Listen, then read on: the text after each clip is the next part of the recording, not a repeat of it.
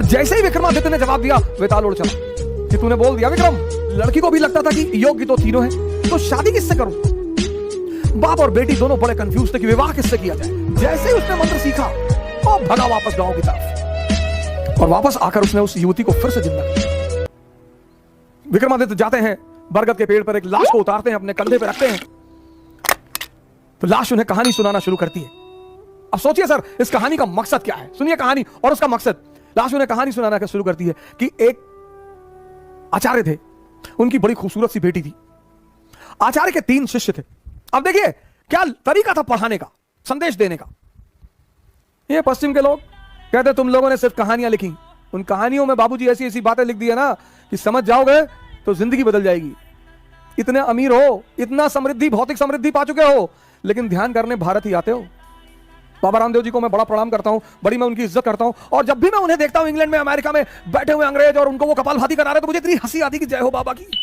बाबा सांस बेच रहा है, तुम तो कपड़ा बेचने आए थे, तुम तो कुछ भी बेचने आए थे, बाबा सांस बेच रहा है, प्रोडक्ट दिखाई ही नहीं पड़ता। बाबा हमारा बहुत बड़ा बिजनेसमैन है, सांस कोई कमोडिटी ही नहीं है, बेच रहा है। और हम हिंदुस्तानी, हम उनका मजाक उड़ाते हैं। आप उनसे असहमत हैं, वो एक अलग बात है। हो सकता है आप उनकी राजनीतिक विचारधारा से असहमत हो, बहुत अच्छी बात है सर। मैं आपसे बार बार कहता हूं कि मतभेद का मतलब मनभेद कभी नहीं। तो लाश ने विक्रमादित्य को कहानी सुनानी शुरू की कि एक गांव में एक आचार्य जी रहते थे, उनकी बड़ी खूबसूरत बेटी थी और उनके 3 शिष्य थे, और तीनों उस लड़की को बहुत प्यार करते थे, और तीनों बड़े योग्य थे। आचार्य जी को भी लगता था कि यार योग्य तो तीनों हैं, लड़की को भी लगता था कि योग्य तो तीनों हैं, तो शादी किससे करूं। बाप और बेटी दोनों बड़े कंफ्यूज थे कि विवाह किससे किया जाए। और जब लड़की यह सुनिश्चित नहीं कर पाई कि विवाह किससे किया जाए, तो एक दिन लड़की ने आत्महत्या कर लिया। अब जब लड़की ने आत्महत्या कर लिया, तीनों बड़े निराश हुए, गए, उसका दाह संस्कार किया।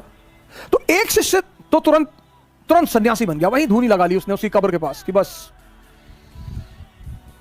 अब जीवन में कुछ करना ही नहीं, जिसको मैं प्रेम करता था वो बचा ही नहीं, तो अब जीवन में कोई सार नहीं, अब सिर्फ तपस्या करनी है और तपस्या करके ही जीवन को त्याग देना है। दूसरा फकीर बन गया, घूमने लगा देश विदेश में। उसे पता था कि हिंदुस्तान में कुछ संत हैं जो फिर से जीवित करने का मंत्र जानते हैं। लगा वो उन संतों को खोजने जो फिर से जीवित करने का मंत्र जानते थे। तीसरा जो उसमें था, वो डेली जाता था, उस मृत शरीर पे मसाला लेप लगाता था, साफ करता था, फिर उसे वहीं रख देता था।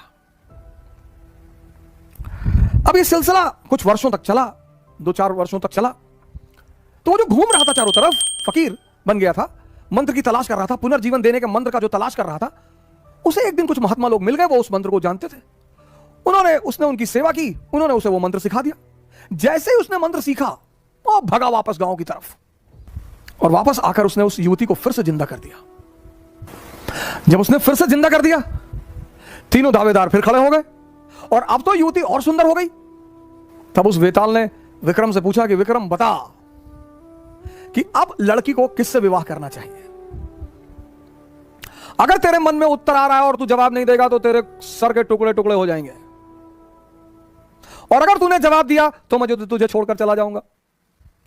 वेताल ने कहा कि अगर तेरे मन में जवाब आ रहे हैं, और ये नेचुरल प्रकृति है, हमारे सामने जब भी कोई परिस्थिति होती है, एक सवाल, एक जवाब मन में आता है कि ये कर ले यार, नेचुरल प्रकृति है, नेचुरल जवाब आना ही है।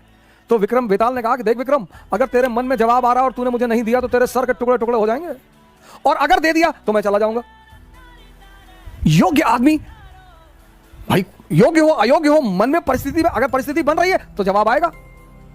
तो विक्रमादित्य ने जवाब देना शुरू किया। कहा जो मंत्र सीख कर आया और जिसने पुनः जीवन दिया वो पिता तुल्य है। जीवन देना का काम किसका है? पिता का। क्या दर्शन है सर, जीवन देने का काम किसका है? पिता का।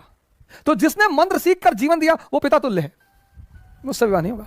जिसने उस शरीर की सेवा की 4 साल तक, वो पुत्र का धर्म है, सेवा करना पुत्र का धर्म है, वो भी बाहर हो गया। जिसने अपनी ही जिंदगी दांव पे लगा दी, यही प्रेम की कसौटी है, विवाह उससे होना चाहिए।